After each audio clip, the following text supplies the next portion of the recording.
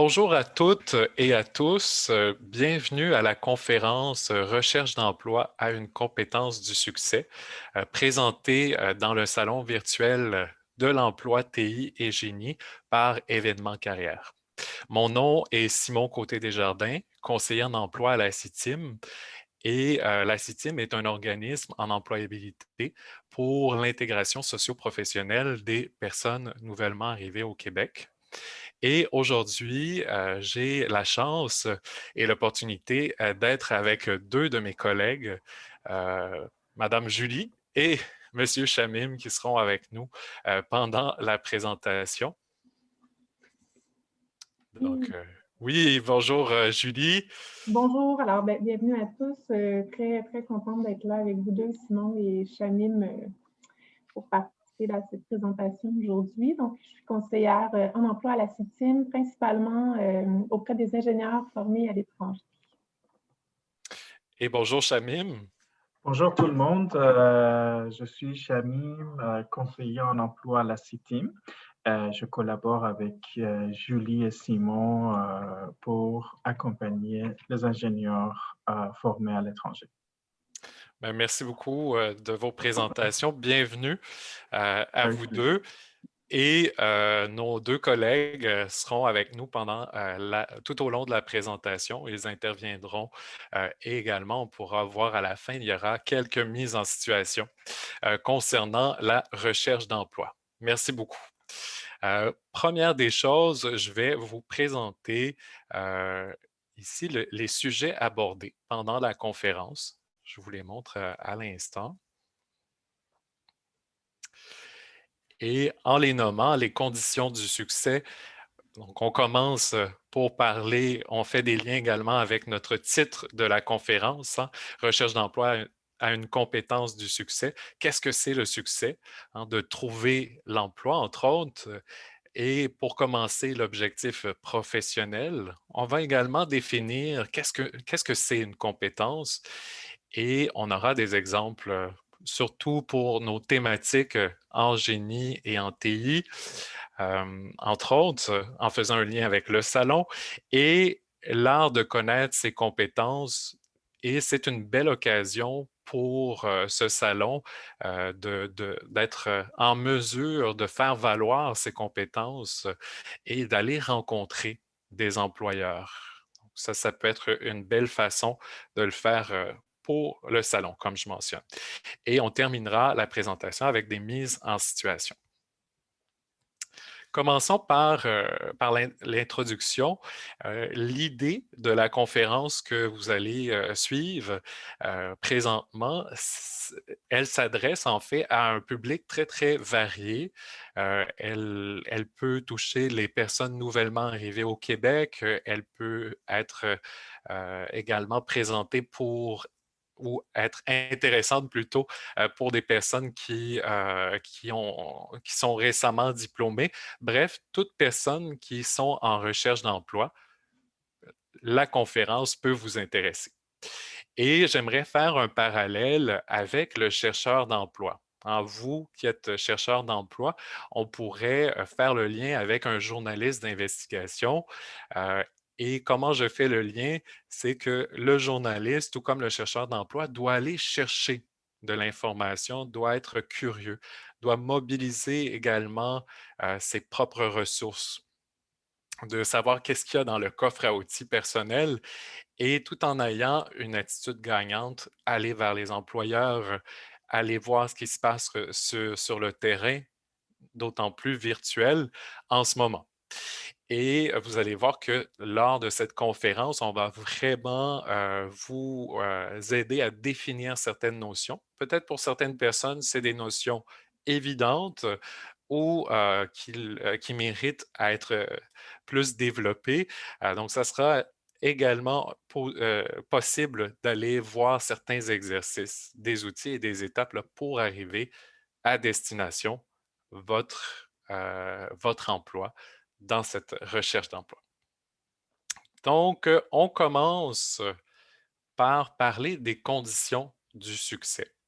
Les conditions du succès, vous voyez ici trois sphères qui sont imbriquées ensemble et vous voyez en plein milieu, on a mis un petit crochet pour montrer que c'est là que vous devez aller comme chercheur d'emploi, de mobiliser ces trois sphères et vous voyez que en les nommant, les ressources personnelles, l'environnement et l'attitude, si on les combine, il y a de fortes probabilités d'y arriver à son objectif, de trouver un emploi. Ça semble plus facile à dire qu'à faire, vous pourriez me dire, mais on peut faire juste une illustration hein, ou une analogie avec le voyage. Si je décide de partir en voyage, de façon générale, j'ai une destination. Et le chercheur d'emploi également, lui, a un objectif professionnel, une destination. Parfois, le voyageur a besoin de certaines étapes pour arriver à son objectif, à sa destination. C'est la même chose pour le chercheur d'emploi. Donc, on doit se préparer. Donc, ça prend une préparation, ça prend une structure. On doit, quand on va en voyage, on doit s'informer sur la place, au moins de connaître certaines choses de base et préparer sa valise. Puis, on peut vivre toutes sortes d'émotions dans la préparation d'un voyage. On peut vivre un stress, on peut vivre l'excitation, la motivation. Tout ça pour vous dire que ces trois sphères-là peuvent être reliées à un voyage, mais également à cette recherche d'emploi.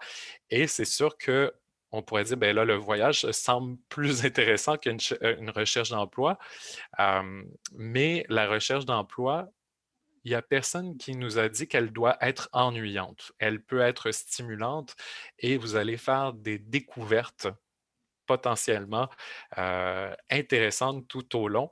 Donc, tout ça pour vous dire, en ne nommant pas tous les mots que vous voyez à la caméra, on peut simplement mentionner dans les ressources personnelles cette préparation de nos outils de communication, de lister nos compétences et de l'autre côté, de voir l'environnement, hein, qu'est-ce que l'employeur recherche par rapport à mon objectif professionnel, par rapport à mes recherches et est-ce que j'ai la bonne attitude, l'attitude gagnante pour trouver mon emploi et éventuellement pour garder mon emploi. Est-ce que, oui, je vois que Julie veut glisser un Oui, mot. oui, mais en fait, moi, je vois le réseau dans les ressources personnelles, puis je trouvais ça intéressant, en fait, de nommer, pour accompagner beaucoup de nouveaux arrivants, c'est une préoccupation que j'entends souvent, en fait, comment on fait pour accéder à ça, ce réseau-là, quand on n'a pas ou très peu de connaissances ici au Québec. Un outil simple, hein, sans entrer dans les détails de réseautage, en fait, c'est d'avoir un bon profil LinkedIn, un profil qui est soigné. Euh, c'est une plateforme vraiment indispensable pour la recherche d'emploi, construit en fonction des objectifs professionnels et surtout bien exploité, donc stratégiquement. Euh, on y trouve notamment des occasions de participer à des webinaires et certains offrent parfois aussi des possibilités d'échanger. Parfait, merci pour ton intervention, Julie. Donc, de voir que ces trois sphères sont indissociables pour arriver à votre objectif. Et on va en reparler tout au long de la présentation. Et allons maintenant vers l'idée essentielle. Je vous parlais du voyageur qui avait trouvé sa destination, euh, son objectif. Parlons justement du chercheur d'emploi qui doit, pour commencer, trouver son objectif professionnel. Hein, la grande question, qu'est-ce que je veux faire? Julie parlait des personnes nouvellement arrivées, les personnes immigrantes ou bien une personne née ici. Euh, on a des questionnements qu'on se pose et des fois, ça semble parfois un défi pour certaines personnes de trouver son objectif professionnel. Et c'est correct de se dire, ben, je ne sais pas quoi faire. J'aimerais peut-être me réorienter. J'aimerais peut-être vivre autre chose dans mon secteur d'activité ou je peux clairement avoir une idée précise de mon objectif professionnel. Et pour se faire aider à construire ou à définir cet objectif-là, des conseillers en employabilité peuvent être présents pour vous, des conseillers en orientation, hein, parfois pour définir plus où vous aimeriez vous orienter hein, dans ce vaste, dans toutes ces options d'emploi. Et également, quand on a un objectif clair, là, vous allez voir qu'il y a plusieurs étapes par la suite. Donc, savoir ce qui me fait plaisir ou qui mène à mon épanouissement professionnel et de se poser les questions. Hein, quel est le titre? Je m'intéresse à ce domaine-là, mais quel est le titre de cette profession? Est-ce que j'aimerais travailler pour un organisme précis? Est-ce que j'aimerais travailler pour le public, le privé, le communautaire, une petite, une grande, moyenne entreprise? Quelle clientèle? Des questions qui peuvent nous aider à mettre, même je vous invite à mettre ça sur papier. Vous allez voir que certains conseillers euh, en emploi vont prendre le soin avec vous de définir ça pour choisir sa destination. Et vous allez voir que d'écrire ce que je peux faire en termes de compétences et de résultats, on y reviendra sur le mot compétences, mais de lister ce que vous savez faire en fonction de votre objectif et vérifier est-ce que mon objectif est réaliste, sachant mes ressources personnelles, ce que moi j'ai dans mon bagage, est-ce que c'est réaliste? Oui, moi, je suis interpellée aussi par, en fait, le point d'écrire ce que je peux faire en termes de compétences, de résultats. C'est super important de prendre le temps de faire un bon bilan des compétences. Essayer aussi de se démarquer, de valoriser ses compétences et de quelle façon on peut faire ça, notamment en étant le plus spécifique possible. Donc, c'est toujours une bonne idée d'essayer d'illustrer, en fait, par les exemples concrets parce que ça donne beaucoup de poids à ce qu'on avance sur le CV ou dans nos justifications, par exemple, en entrevue. Donc, c'est même possible d'utiliser des fois un support visuel parce que ça va aider en fait à saisir l'ampleur, par exemple, d'un projet sur lequel on a travaillé. Oui, tout à fait. L'idée du portfolio, hein, l'idée de mettre en image certains mots, ça peut accrocher effectivement l'employeur de le faire et c'est valorisé hein, également. Merci beaucoup. Exactement. Merci, Julie. Alors, comme pour faire suite à la première diapo sur l'objectif professionnel, c'est de mettre à l'épreuve son objectif. Et comment mettre à l'épreuve cet objectif-là? On peut se poser les questions à soi-même ou être conseillé hein, ou être guidé, accompagné en recherche d'emploi. Ça revient à l'accessibilité. Hein? Est-ce que c'est réaliste? Est-ce que c'est assez clair? Puis parfois, certaines personnes peuvent avoir deux objectifs qui sont là. Et là, on parlera un peu plus tard hein, du plan d'action que certaines personnes peuvent avoir certaines étapes pour arriver à leur objectif, même j'ajoute, ultime. Donc ça peut être bien d'être guidé pour, pour définir ces étapes-là. On y reviendra sur l'idée du plan d'action. Et Julie nous a parlé de faire un bilan de compétences. On va aller définir le mot compétences bientôt. Et l'idée, c'est une fois avoir listé ces compétences, ça va nous permettre de voir si est-ce qu'il y a besoin de faire une mise à jour de nos compétences, est-ce que une formation pourrait m'aider à arriver à mon objectif. En fait, comme vous avez dit tout ça, c'est très important qu'il faut savoir toujours qu'on doit être accompagné par un conseiller en emploi pour répondre à ces questions-là. Et il faut éviter aussi les fausses informations qui peuvent nuire à notre intégration dans la société d'accueil. Mhm. Mm. Merci, Shamim. Donc, Je le t'en fait prie. d'aller chercher, oui, le fait d'aller chercher un conseiller pour nous accompagner, c'est d'aller chercher l'information à la source. Hein, et parfois, que ce soit notre communauté d'origine ou les gens de notre entourage peuvent avoir de l'information erronée. De faire attention à ce niveau-là. Et l'idée, c'est que dans cet accompagnement par un conseiller, vous puissiez faire les meilleurs choix possibles pour garder une attitude saine Exactement. d'esprit et de pouvoir vraiment focuser, des fois même économiser son argent, puis d'avoir la tête tranquille pour y arriver et de voir qu'on progresse. Parce que parfois, on parle d'objectifs professionnels, objectifs ultimes, et la montagne semble très grande, très haute, mais il y a des micro-objectifs, des étapes là, pour y arriver. Merci, Chamem, pour ton Avec plaisir. intervention. Merci. Et, et pour, comme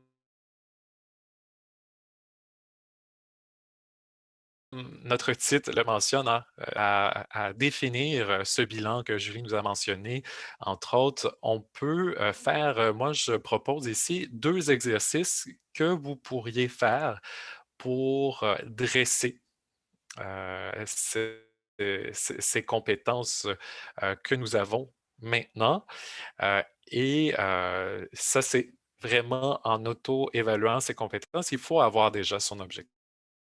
Donc, c'est la prochaine étape. Vous voyez que j'ai mentionné ici la classification nationale des professions, hein, qu'on peut nommer CNP. Sur le site IMT en ligne d'Emploi Québec, que vous pouvez taper sur Google, vous pourriez aller voir, il y aura 4 rubriques sur le site et explorer un métier ou une profession. Vous pourriez, avec un mot-clé ou avec ce code, si vous le connaissez, vous pourriez définir en fait les fonctions principales qui sont exigées pour le métier en votre objectif professionnel et ça vous permet de voir est-ce que vous connaissez ou est-ce que vous avez plutôt acquis ces compétences-là. Donc ça serait un bel exercice à faire et ça peut même vous permettre en consultant ce site-là, de préparer vos outils de communication et préparer votre discours. On s'en va vers, comme je l'ai mentionné au tout début, faire valoir vos compétences à l'employeur. Plusieurs façons d'y arriver. Et le deuxième exercice qui peut être proposé, c'est de ne pas seulement consulter une offre d'emploi, mais plusieurs offres d'emploi. Je le mentionne souvent à mes participants, le fait d'aller voir plusieurs offres d'emploi, ça va vous permettre de voir qu'est-ce qui revient dans plusieurs offres d'emploi et est-ce que vous possédez les compétences demandées par par les employeurs. Donc, pensez que dans les offres d'emploi ont été soigneusement écrites par les employeurs, par les organismes, par les compagnies, et c'est ces profils-là qu'on recherche. Donc, pour vous, la compréhension, hein, tout à l'heure, on parlait de l'environnement, de saisir l'environnement, le fait de voir les attentes des employeurs, ça peut être très pertinent. Donc, une fois que vous avez fait ces 2 exercices-là, à ce moment-là, on a une meilleure idée des fonctions, des compétences qui sont demandées. Et là, peut-être certaines personnes disent, mais c'est quoi vraiment une compétence? Quelle est la différence entre une aptitude professionnelle, une qualité professionnelle ou une compétence professionnelle? Ce sont des synonymes et ça m'amène à vous illustrer dans la représentation de la compétence professionnelle ici 3 types de savoirs que vous avez peut-être entendu parler. Et si on combine ces trois types de savoir ici, le savoir-être, le savoir et le savoir-faire. Le savoir-être qui est souvent relié à ses qualités, son attitude, et le savoir à nos connaissances, le savoir-faire qui peut être technique, qui peut être certaines aptitudes que vous avez développées. Le fait de combiner ces trois nous donne un savoir agir complexe et c'est ce qui détermine une compétence. Là, je vais vous donner un exemple pour illustrer tout ça parce que ça peut sembler compliqué de cette façon-là. Et je m'amuse juste vous donner également un autre savoir qui peut être intéressant, qui est relié au savoir-être, c'est le savoir interagir. Euh, comme personne nouvellement arrivée au Québec ou pour un Québécois né ici. Alors, l'exemple. Comme nous sommes dans le salon TI Génie, vous allez voir que certains exemples de compétences vont être reliés à ces emplois. Et on a l'exemple de capacité de raisonnement, la résolution de problèmes. Et on parle, par exemple, dans le domaine technicien en TI. Et comme je vous avais mentionné tout à l'heure, parfois certaines personnes vont mélanger la compétence et une tâche reliée à celle-ci. Et vous voyez que la résolution, puis souvent pour définir une compétence, vous allez voir parfois capacité à, capacité de. Puis dans plusieurs domaines, on pourrait voir également gestion de certaines choses. Ce sont des possibilités de compétences.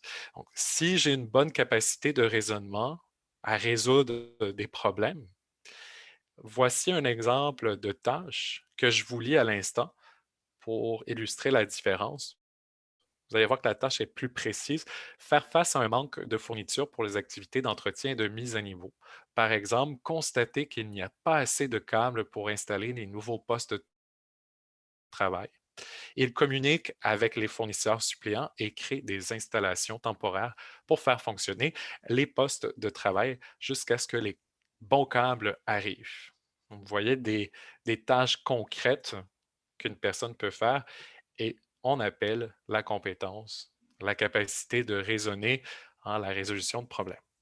Et vous voyez juste en bas, on mentionne que les techniciens de réseau informatique techniciennes ou techniciens doivent posséder de bonnes compétences en résolution de problèmes pour diagnostiquer les pannes et la patience d'essayer et de tester jusqu'à ce que le système fonctionne.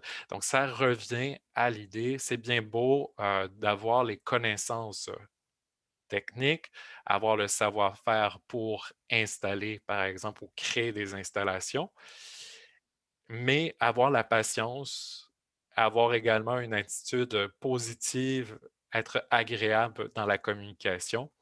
Ça peut être très positif, surtout quand on s'adresse aux fournisseurs.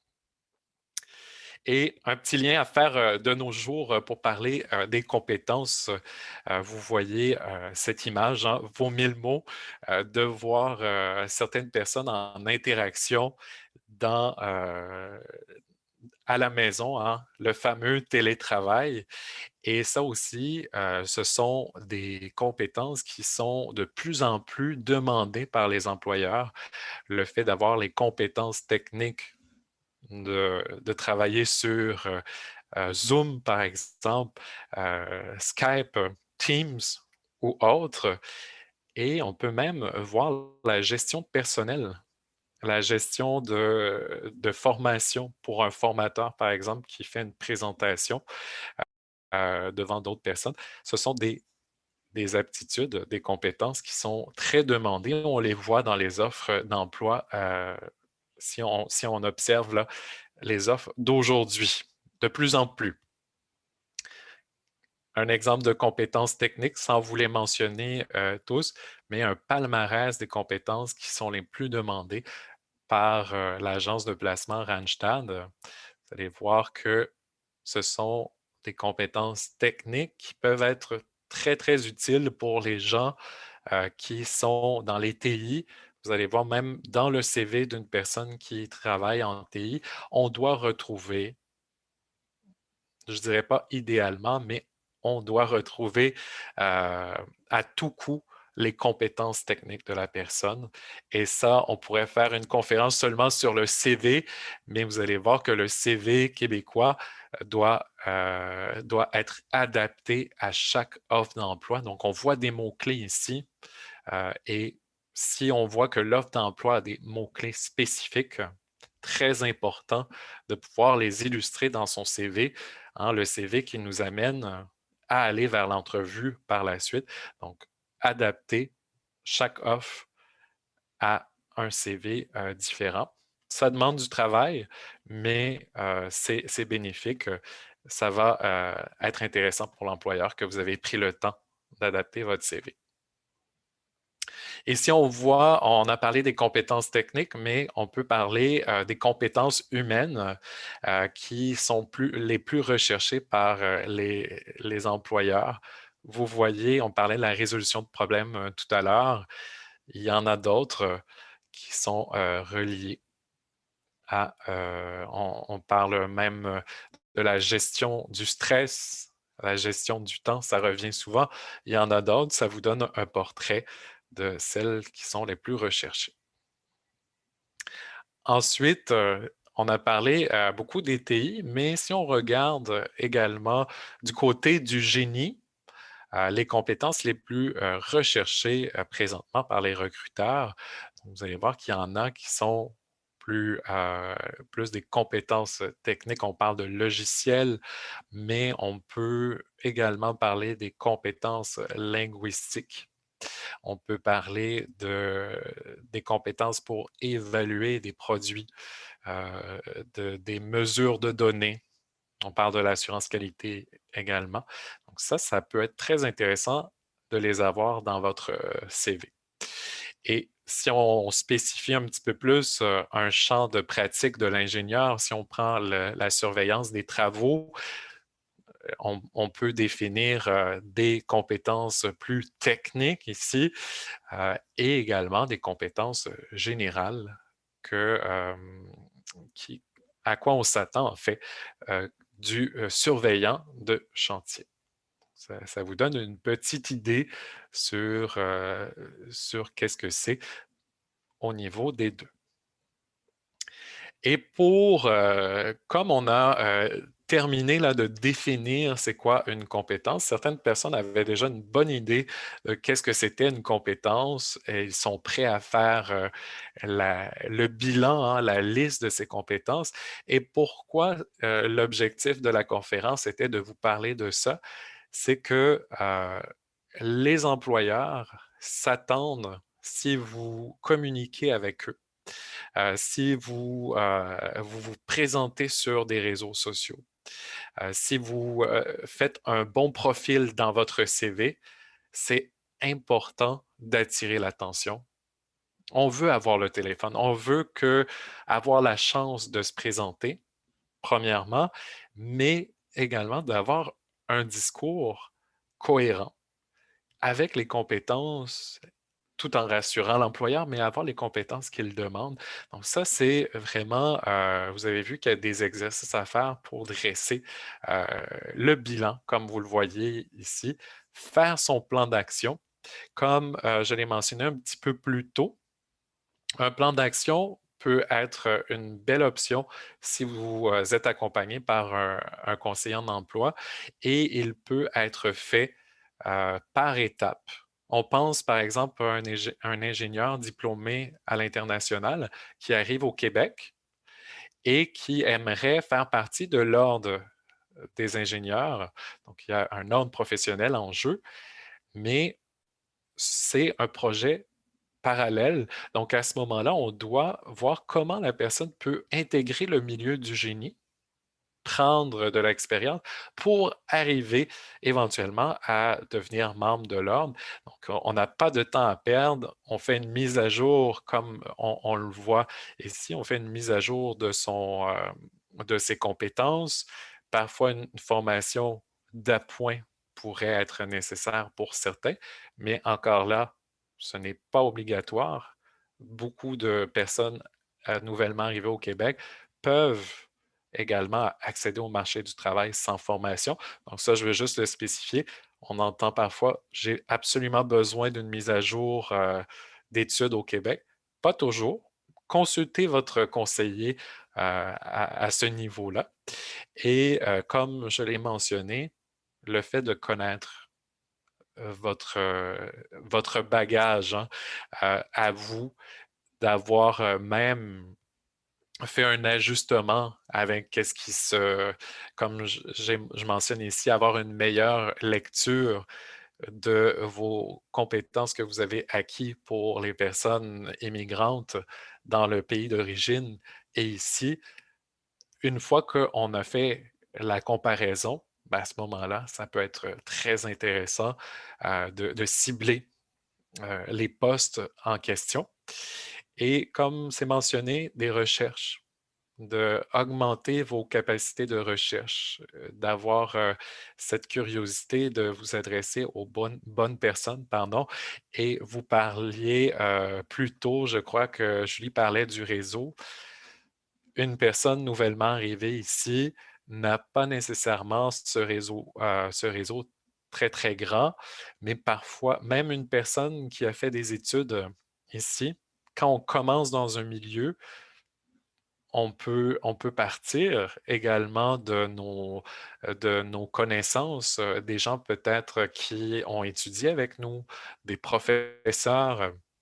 Il y a plusieurs choses qu'on peut faire pour développer son réseau et il y a toujours des occasions de communiquer avec les gens, même en virtuel. Ça continue, ce fameux réseautage. Bref, tout ça pour vous dire que notre objectif, c'est de bien se présenter, de faire valoir ses compétences pour trouver son emploi, son objectif désiré. Et oui, je Oui, vois Julie. oui, en fait, je voulais juste ajouter un petit truc par rapport aux compétences transférables que je trouve intéressant. En fait, il y a beaucoup il ne faut pas hésiter, en fait, il ne faut pas négliger les compétences qui ont été acquises hors du cadre de l'expérience professionnelle. Donc, des fois, on oublie ces compétences-là et pourtant, elles peuvent être tout à fait pertinentes. Des compétences qui peuvent être acquises, par exemple, dans l'implication sociale, familiale, de manière plus générale. Par exemple, on pourrait penser à un candidat qui dans le cadre d'une levée de fonds pour l'école de ses enfants, a organisé un souper bénéfice, par exemple, un événement qui demandait certainement des compétences en logistique, par exemple. Donc, justifier vos compétences aussi transférables, en tout cas, et qui ne viennent pas nécessairement de l'expérience professionnelle peut vraiment être une idée intéressante aussi. Tout à fait. Puis ça permet de compléter ce profil de compétences, puis de pouvoir postuler à des postes. Puis parfois, on peut être inquiet, ah, mais j'ai pas cette compétence-là. Mais comme Julie l'a très bien mentionné, c'est pas toujours dans le cadre professionnel, là, dans un emploi précis, dans le bénévolat ou dans la vie personnelle. Si c'est pertinent, ça peut être très positif de l'apporter à l'employeur. Voilà. Merci, Julie.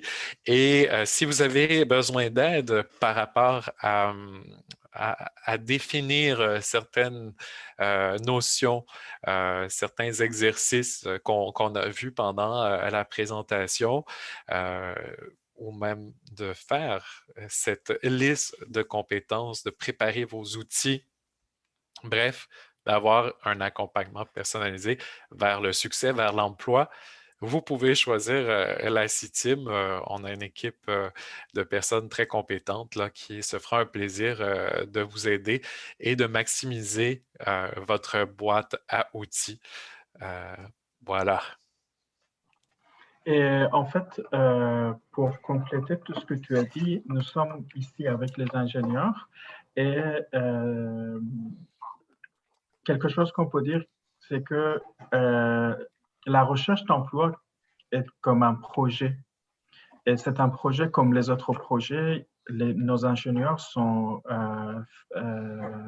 connaissent très bien, en fait, nos ingénieurs connaissent très bien le concept de plan d'action et l'utiliser pendant leur projet. Alors, c'est quelque chose, c'est un outil qui va les aider à déterminer leur démarche dans le temps. Alors, il ne faut pas le négliger facilement. Et bien sûr, comme tu as dit, à la CITIM, on est toujours là pour les aider à le déterminer. Merci Shamim. Puis j'aimerais ajouter que la CITIM est un organisme, comme j'ai mentionné, pour aider les personnes nouvellement arrivées. On reçoit beaucoup d'ingénieurs, mais des gens en TI ou d'autres professions sont les bienvenus. Je voulais le spécifier également pour terminer. Et nous sommes situés à Montréal. Donc ça, c'est un élément que j'ai peut-être omis au début. Voilà pour les informations. Comme je vous ai dit, peut-être certaines personnes se posent des questions. Qu'est-ce que c'est cet accompagnement personnalisé? Ça peut être, comme on a mentionné, de développer ces outils de communication, de faire un plan d'action personnalisé, de faire un plan de travail, hein, parce que c'est, comme on a mentionné, comme Shamim l'a mentionné, c'est un projet. J'ai fait tout à l'heure l'analogie avec un voyage, mais c'est quelque chose qui se prend au sérieux, la recherche d'emploi. Et n'oubliez pas, ça c'est des choses qu'on dit à nos participants, la recherche d'emploi, on peut la parsemer d'activités qui nous font plaisir pour qu'on soit disposé pour faire une bonne recherche d'emploi. Donc, il faut se récompenser. Parfois, il faut se faire plaisir pour trouver un équilibre dans ce projet, dans ce voyage. Pour terminer notre conférence d'aujourd'hui, on a écrit ici trois mises en situation. Puis mes collègues vont pouvoir intervenir également par rapport à ces mises en situation. Comme on l'a défini, trouver un emploi, un défi réalisable, tout à fait. Il y a plusieurs étapes pour y arriver. Et parfois, ce genre de questions-là peuvent nous être posées à nous. Puis ça va vous peut-être que vous allez vous reconnaître dans ce type de mise en situation. Commençons par la première. Je suis récemment arrivé au Québec et je veux avoir un emploi dans mon domaine. Comment m'y prendre? Je vais commencer à répondre à cette question-là. Mes collègues vont pouvoir ajouter de l'info sur ça. Mais je commencerai par vous dire, si on est récemment arrivé au Québec, c'est important de comprendre les codes du Québec. Et on peut même commencer par comment trouver un travail. Ça ne sera pas nécessairement de la même façon que dans son pays d'origine. Oui, on pourrait parler de l'autonomie dans sa recherche d'emploi, mais de voir comment se présenter à l'employeur, comment faire une entrevue ici. Bref, aller chercher des outils pour sa recherche d'emploi, d'être accompagné par un conseiller en emploi. Et même, il y a des formations qui s'offrent qui s'appellent des sessions objectifs intégration. Et ça peut être très pertinent pour quelqu'un qui veut connaître les valeurs d'ici, comment les Québécois interagissent, oui, dans la vie personnelle, mais dans la vie professionnelle également. Donc, c'est des éléments pour commencer à avoir un portrait de ce qui se passe au Québec, mais on est conscient qu'on sait que vous voulez trouver un emploi rapidement. Je laisse peut-être mes collègues ajouter sur ce point-là.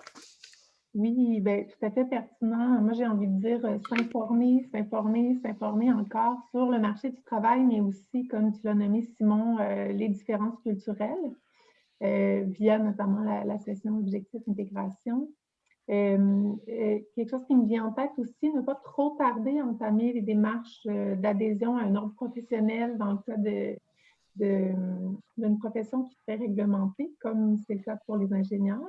si c'est un projet qui vous tient à cœur, qui est important pour vous.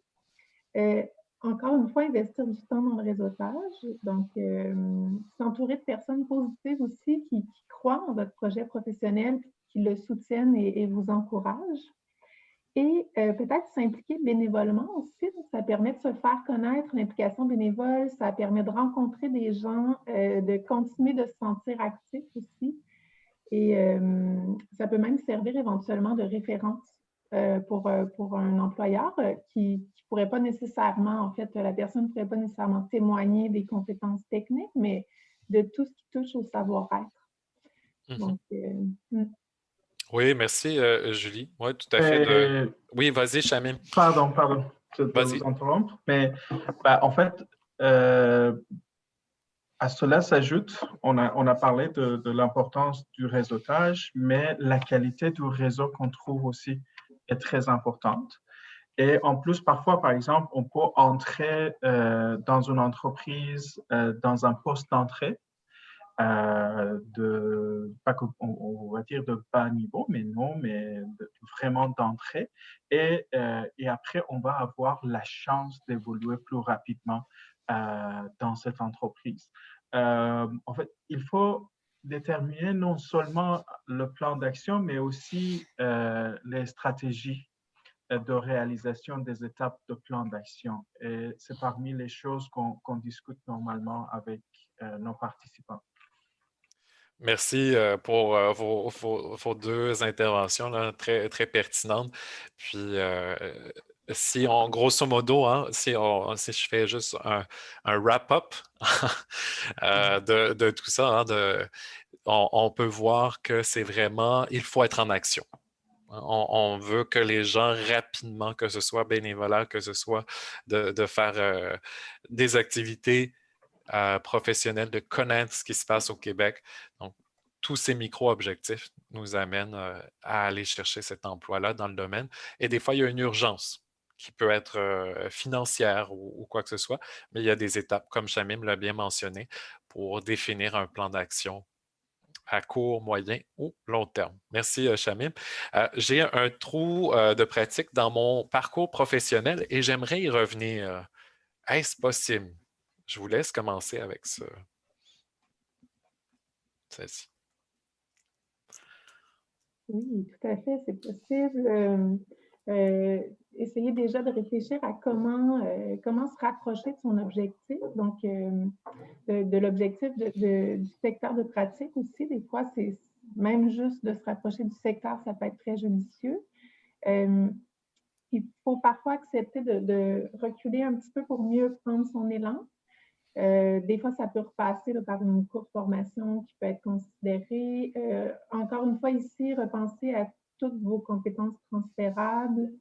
Si ça fait partie des exigences, des types de postes que vous visez, adhérer à l'ordre professionnel, donc entamer les démarches, tout en étant conscient qu'il faut aussi combler les autres exigences du poste.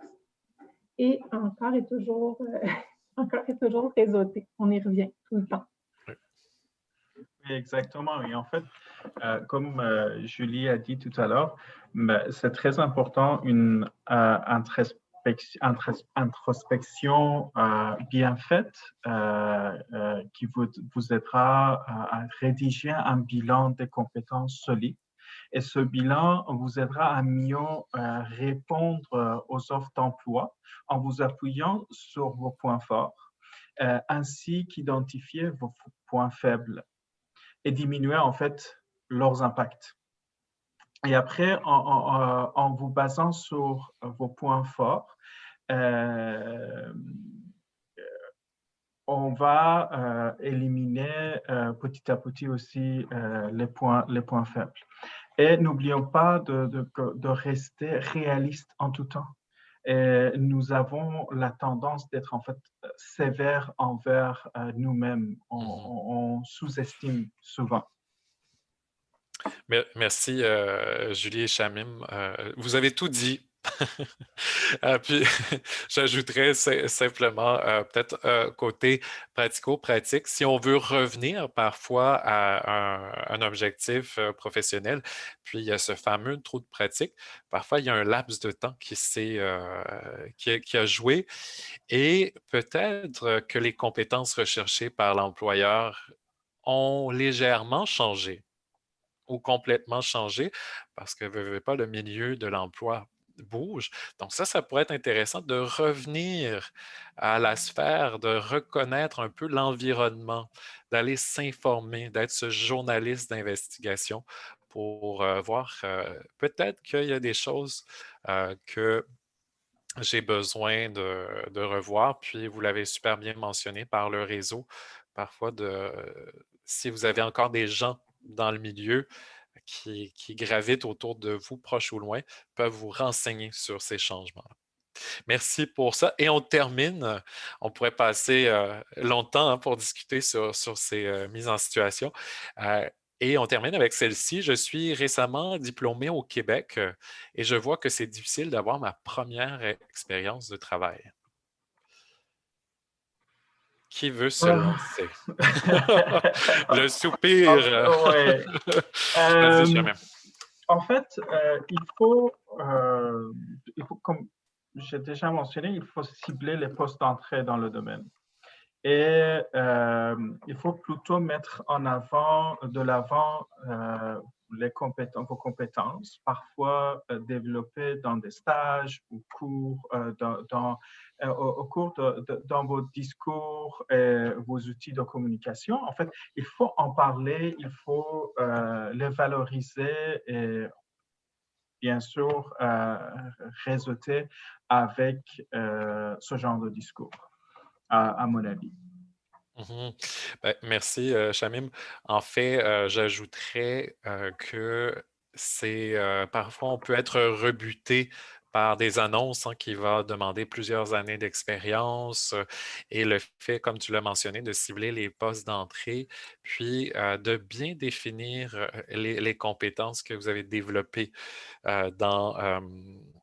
comme on a mentionné, transférables tout à l'heure, les compétences dans les études, dans des stages également.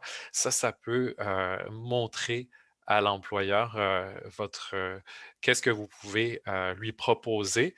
Puis, parfois, il ne suffit pas en fait, il ne faut pas se limiter juste à une recherche d'emploi. Je vois une offre d'emploi, je postule et j'attends d'aller chercher ce fameux marché caché. On pourrait faire une conférence également sur cette thématique-là, marché ouvert, marché caché, mais ça aussi d'être proactif dans les offres qui ne sont pas publiées, d'aller vous faire connaître par les employeurs. Et comme on a dit tout à l'heure, recherche d'emploi n'est pas juste d'être un bon chercheur d'informations, mais d'avoir une attitude gagnante. Ça, c'est une des clés. Et Julie, est-ce que tu aimerais comme conclure pour cette mise en situation? Bien, vous allez me trouver insistante, mais juste une petite chose, en fait, de pas faire, de pas hésiter, en fait, à faire appel à vos anciens collègues, professeurs, chargés de cours, donc informer les gens aussi que vous êtes en recherche d'emploi actif. Parfait. Merci Julie. Et vous voyez, j'avais oublié de dire de quelle manière puis-je m'y prendre, mais c'est pas grave. Parfait. Et à titre de référence, vous voyez, comme vous allez regarder la conférence, vous n'allez pas nécessairement pouvoir cliquer sur les liens, mais ça vous mentionne d'où vient en fait nos références qui nous a aidés à créer cette conférence. Et vous pouvez nous retrouver, on parle de réseaux sociaux, hein, l'importance d'un chercheur d'emploi d'être sur les bons réseaux sociaux avec notre objectif professionnel. Vous avez notre site Internet. Vous pouvez toujours communiquer avec nous pour avoir cet accompagnement personnalisé avec des collègues tout aussi sympathiques que nous. Et c'est l'occasion de remercier grandement ma collègue Julie et mon collègue Shamim d'avoir fait partie de l'aventure de cette conférence-là, dans la préparation et dans le présent d'aujourd'hui. Donc, je vous remercie beaucoup à vous deux. Merci à toi, Chamim, et à toi aussi, Simon, pour tes informations très pertinentes. Avec grand plaisir. Merci, Simon. Merci, Julie. Bonne continuation à nos participants. Merci, merci à vous deux. Puis, votre objectif de trouver un emploi est réalisable, comme on l'a mentionné. Donc, venez nous voir pour poursuivre l'aventure à la CITIM. Je vous souhaite une bonne fin de journée. Au plaisir.